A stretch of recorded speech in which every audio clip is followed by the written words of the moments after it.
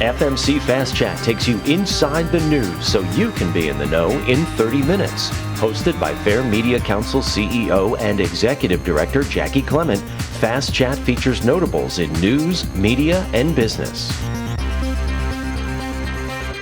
Sri Srinivasan is a digital and social media strategist, educator, and consultant who has worked with some of the world's biggest media brands. He's a thought leader in the space of digital transformation and a pioneer in using social media for effective communication.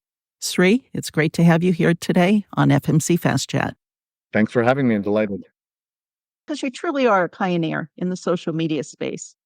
So much has happened with technology. It seems like the pandemic really fast-tracked the way technology is evolving and the use of artificial intelligence now, the way that's come down the pike.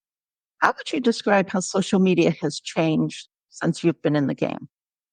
Well, social media has gone from being one of the most important ways in which we connect and share to something that's gone through a crisis and is in the middle of a major crisis. And this is thanks to the people who created and run these platforms.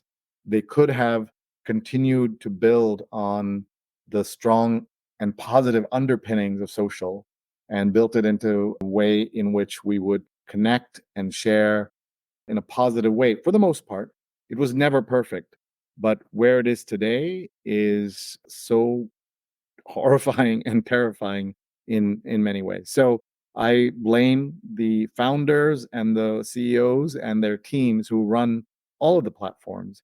I think it's safe to say LinkedIn is a place where there is less drama. So that's relatively calm place to be. But otherwise, the other channels that are huge and the ones that dominate are causing real harm in the world.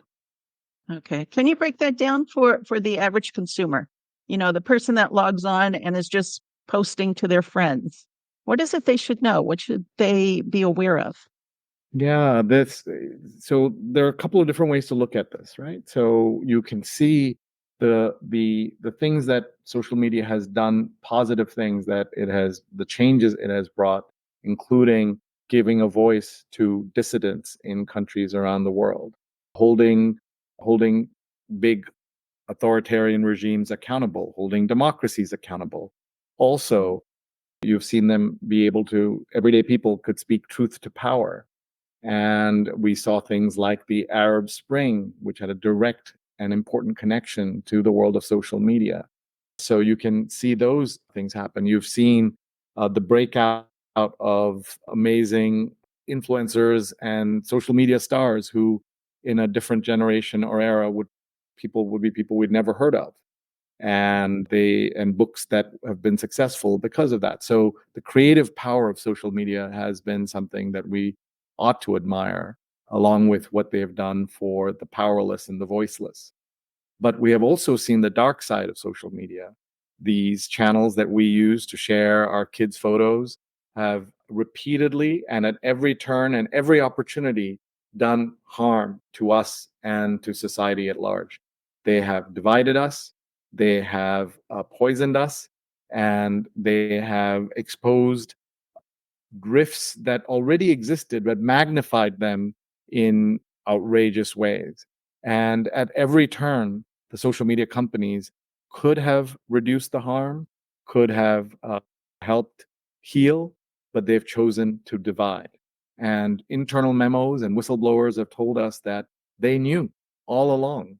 And that's why we are now paying the terrible price that we're paying, and why we're seeing some very thoughtful, very smart people walk away from the platforms. Now, you're talking about giant companies. So does this all come down to the profit motive in the end? Sure. Yeah, I think you could certainly point to that it's profit, but it's also these particular, billionaires who run these companies are somewhat like the billionaires who caused trouble in the 20s and 30s all over the world, the 1920s and 30s all over the world. But the difference is that those folks were mostly interested in personal gain, money, maybe having an ear of a president, things like that. These folks, because of the unique nature of social media, have seen that they don't have to just settle for being fabulously wealthy. They can have put a thumb on the scale of everything from the choices we make about what content we look at to the people we elect to office. So they don't have to just be happy with being rich beyond anybody's dreams or needs. They want to and are able to have influence way beyond that. And I would look at someone like Rupert Murdoch, who's not a social media guy, but who saw the value of social media. As you know, he bought MySpace and has dabbled in other social media. He understood that what he did as a blueprint with media and digital media before there was social media, he could see where things were going with social, and he wanted to do some of the things that these other folks are doing, but even he couldn't pull it off. And I imagine, though, where technology is today and how fast it's evolving, how far behind are regulations? Or is there even any hope for there to be any meaningful regulations in place that put the public interest ahead of the commodity that, you know, the internet itself has become? Public interest is something that we don't think often enough about in this country, and we are paying the price for it. So I think that regulations would be good, but they aren't feasible or possible in the current environment. One of the most amazing things I've seen are repeated print ads in the New York Times, full page ads taken out by Meta and previously by Facebook, saying, please regulate us, saying we need the help. And because they know the help isn't coming, because they know that our governments at every level and across the world aren't prepared. If you haven't watched a CEO of one of the social media platforms speak in front of Congress, in front of senators, and see them run circles around them, then you haven't understood the basic fault lines and mismatch in the regulators, those whom they should be regulating, but don't know how to. And so you ask the people at Meta, they'll say, yes, we want regulation. And everyday people and critics like me will say, we need regulation. So you'd think that's easy, but the mechanisms don't exist. The willpower doesn't exist. And governments at every level of the United States don't know what to do. Thank God for Europe, because the Europeans have shown us the way in terms in terms of things like privacy and holding these people accountable. They've done a much better job than folks in the United States. Does this ultimately come down to a better educated public? And it would be a ground up kind of movement? Yeah, how does that work? There are efforts that I don't want to sound so pessimistic, but we have to hold these platforms accountable. A lot of good people have left the platforms, but a lot of people are still there also, and they need to fight. So people have asked me for a long time, Sri, how come you haven't left Facebook? And now they ask me why you haven't left Twitter. I have very dear friends who point out it's a Nazi bar now, and would you hang out at a Nazi bar? And my answer to them is that yes, it's a Nazi bar, but it used to be my bar. And I believe that unlike at a Nazi bar, I can be there and shout every day as I do, posting angry things about the bar owner, in this case, Elon Musk, every single day. I feel I'm doing something. And not everybody needs to feel this way. There are very good people, as I said, who have left and have made the case why we should all leave, whether it's Facebook or Twitter. But I feel it's almost like, being mad at Con Ed or one of your local power utility. You could leave, but you could also stay and try to make it better. So that's what I'm trying. I have no illusions that I'll be effective or people like me will be effective, but there is some satisfaction in shouting into the wind. Okay. What role do you think the news media has played in all of this? Well, the news media has been used by these companies, and so they've been a victim, but also perpetrator of the crimes that we are talking about. Media companies have done a terrible job explaining the role of tech in our lives. They've done a terrible job of warning us about the dangers. I might be talking a lot about it now, but I was one of those people who didn't do enough when I had the stage, including when I was at an on-air commentator, a tech reporter on Channel 2, Channel 4, Channel 7 here in New York, I didn't sound the alarm enough. I'd always say I'm a tech evangelist and a tech skeptic, but I didn't warn people enough about what we were getting into. I mean, you can look at it. This is what happens with technology. You remember the first time you got a BlackBerry device and you saw it, as I did, as something that's so helpful. I can be connected when I'm out of the office. And this is a good thing. But it was actually a terrible thing. It was the start of us being on 24/7. Yes, the computer had already made that possible, but the phone made it even more possible. And that's why, again, I praise the Europeans, because they understood that there is something about work-life balance that you have to think about. And I was just with some friends, and one of them's from Europe, and his if he wants to send emails to his underlings, he can send it after 5 p.m. on a Friday, but it goes into a queue and doesn't get released till Monday morning. Imagine if our world was like that in America. So technology always comes in the guise of something that'll help you, will save you time, energy, productivity, all of that stuff. But it is something that will ultimately cause our own harm and cause us great harm, as these companies have done. So I think that more people should speak up. I think more people should fight to fix these, but it's not going to happen automatically. I'm sure we're going to talk about AI. And one of the things I say about the world of AI is that the AI companies will not fix the problems. Just the way the social media companies did not fix the problems. You go back to 2016 and the damaging impact a variety of actors had on that election, including Facebook in particular. And you fast forward to today, and no lessons have been learned by Facebook or by folks who cover these things. So the media, for journalists, and we've fallen into the trap set by the folks who want to destabilize and ruin America's democracy by not being more vigilant. Where would you rank our country in terms of our vulnerabilities and how we're using social media compared to the others? Are you putting us way at the bottom? Yeah, I would put America at the bottom in so many different ways. Some of it is because of technology, some of it's directly because of social media, but some of it is also because the gullibility of Americans.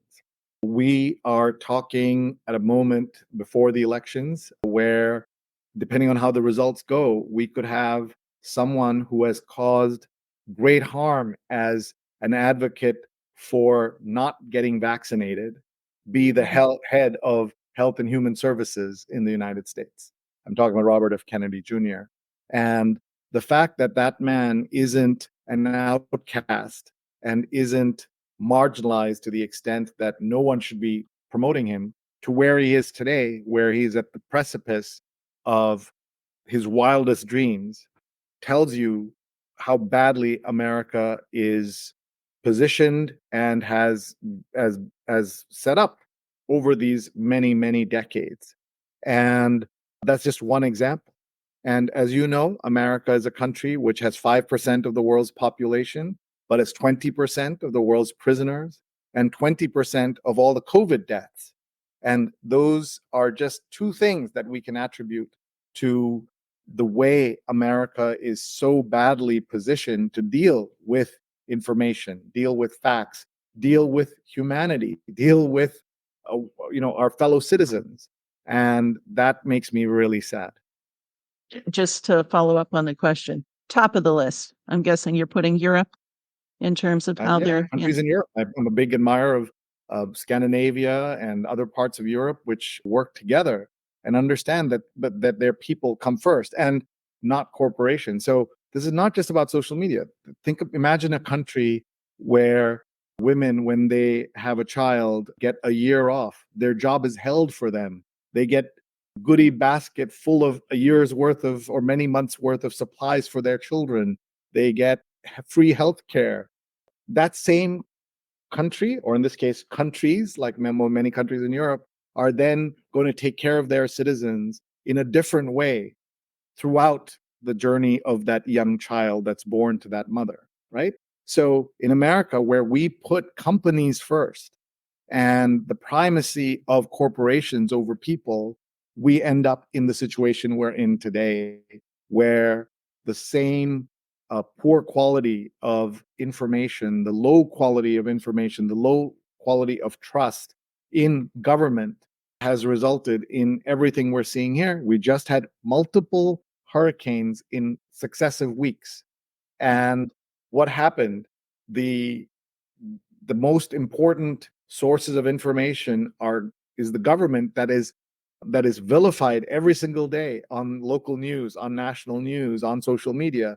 So why would someone believe the government when they say, "Hey, get out of there," because they are taught that thumbing your nose at the government is the most important thing you can do on a daily basis. So that has resulted in this warped situation in America. And as I keep saying, we're paying the price for that. Okay. As you're talking, I can't help but wonder, are you saying the First Amendment is something that we should regard as not being able to survive the digital landscape? Oh, I wouldn't go that far, but the First Amendment obviously allows Elon Musk to go out and offer $1 million every day for the next few days to someone in Pennsylvania to sign up for his super PAC or whatever it is that he's offering. The First Amendment allows him to do that, but electoral rules may not allow him to do that. But who cares? Like, we're in this country and in this situation where facts don't matter, where the rules don't matter. And there was an understanding, all of us in the 60s, 70s, 80s, that these are the facts and we can grow as a society if we understand these facts and we're all agreed that these are the facts. And while I'm all for citizen journalism, I'm all for the wisdom of the crowds, I'm all for folks being able to speak up and speak out. Those are all good things. But they've also resulted in this place where there are people who would have been hounded out of public discourse and the public arena a generation ago who are at the top of public life today. It is something that happens in other countries. And by the way, one of the things that is going to happen with the election is the world is watching. And what happens in these set of elections is going to make a difference, not just to America, but to lots of countries and lots of people around the world. And what role do you think the American education system is playing into this? The American education system it plays an important role, a disappointing role for the most part.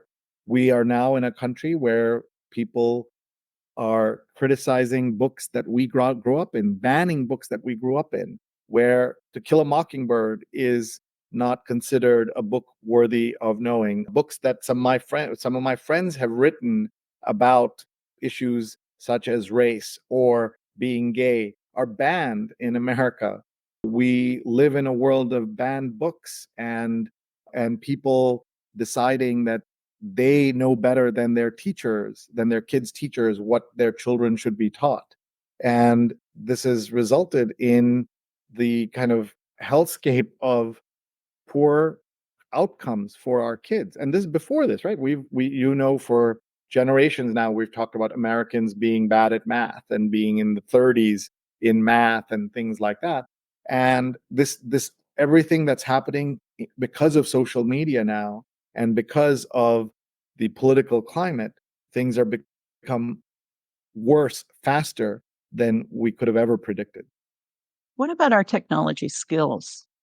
If our tech skills were more advanced, because now that we're getting into AI, what I'm seeing is a much larger gap happening very quickly. So, where does education play in that role of giving us the tech skills we need, or should we not even be able to rely on education because technology evolves so quickly? Yes, well, education matters. And one of the things that I used to do on TV was talk about how you can catch up with your kids because your kids will always know more technology than you. And how do you keep up? Because you have to keep up. And now all of this with with the role of AI, everything I've talked about just gets accelerated, gets worse, deeper, faster than we can imagine. And the amount of fake information, disinformation, misinformation that's already coming through our feeds and is something that we see on a daily basis is a major crisis for all of us. And so we need to think about how can we fix those and get everyone educated. How can we do I used to do workshops, by the way, I go way back, about email, telling people to use email because folks thought, why do I need email? I love the fax machine. And Yeah. then here's the internet, and then a whole bunch of workshops are on that, and then here's social media. And you've been very kind and had me on various opportunities to get out my inner tech evangelist. But even in your sessions, I don't think I did enough warning of what's coming. And now I've created a course called my non-scary guide to AI, and I've been teaching it, and I've done it in about 12 countries in the last 18 months. And everywhere I go, I see that people want to learn, they want to fight back, but they don't know how. Okay.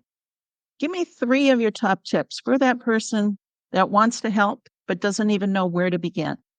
Where do they begin? What's the best advice you can give right now? Get an understanding of what's happening. Anything on the internet that's too good to be true or too bad to be true probably is. And therefore, watch out for the things that are in your inbox and look at them and say, why is this here? Why am I being manipulated? Why am I letting myself be manipulated? When your cousin posts something in your group chat that is a lie or misinformation, correct him so that everybody can see that, and maybe he'll pause before he sends it down the line to the other group. Another thing we can do is to really look through at how this technology works so that you can detect deep fakes, which are a big problem, as you know. One of the things that we talk about is that in the old days we'd say, see it with your own eyes, listen to it, and then know and trust it, right? Well, that's hard now when you're seeing somebody do something that is so realistic that it's hard to believe. Cloning of voices, for example, is a big deal. There have been stories about a congressman who sent thousands of dollars to his daughter who was in trouble, who turned out not to be his daughter. So we talk about having a safe word for your family so that if your mother calls asking for money or your son calls asking for money, you say, what's the safe word, so that you know if it's fake or not. And we are under siege. And the first thing to know about being under siege is to know that you're under siege. Because if you don't know and you think everything's okay, then you won't respond the right way. I just met extended family of mine that I hadn't met before. And they were in 1991 in Kuwait when Saddam Hussein invaded. And as you know, in more recent wars, there's a warning and everybody can see the missiles coming or the troops advancing, all of that. These folks in the capital had no idea they were under attack. And they woke up and heard what they thought were firecrackers, and they looked out the window, and the Iraqi army had surrounded the police station next door. And so Americans, to me, are like that, where we live in our own bubble, just happy with the circumstances we have and not educating ourselves, not participating. And then it'll be too late once we look out and see the Iraqi army right outside our house. So the analogy is, of course, not the Iraqi army, but disinformation, misinformation, manipulation of all of us at an extreme level. Okay. So let me take your superpower and move it up a few notches to say, okay, Sri, you're in charge of the world now. What would you do to solve this problem? Well, that's very kind of you to offer, but it will I take, have great faith in more you. than superpowers and not just me. But there isn't a consensus about. No. I know what we should be doing, but the consensus that these are a common good for all of us is not understood. And that's because the politicians have frayed that, have actively fought that so that you can't agree on just the basic things in life today. We know politicians who lost their jobs or lost a chance to be president because of a single indiscretion or even a single thing that they said wrong or a single case of plagiarism. And we're now in a world where plagiarists say, I didn't do it. Sexual attackers say, I didn't do it. And everything becomes a he said, she said, he said kind of thing. And so we need to get back to the basics and say, these are the common things we agree on. It may be a very small amount of things, but what are they? And how do we build that up? It's so that the people who lie have some consequences for themselves. The near future, what do you see doing? How do you see helping people even just understand what the problem is? But what will your focus be? Well, thank you. So at Digimentors, my small social digital consulting training business, we work to help brands be stronger online.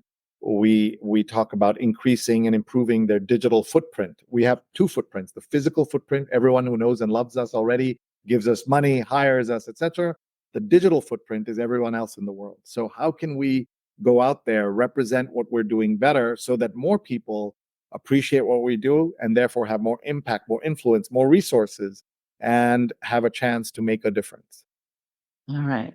One more question for you. What's the best thing about being Sri Srinivasan?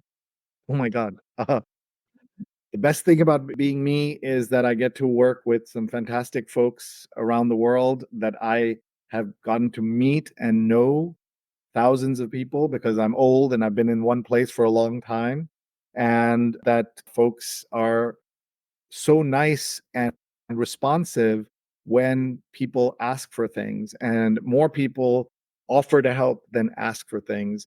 And I am blessed to have a network and connections that make that possible. So I'm always grateful for that. And of course, my family.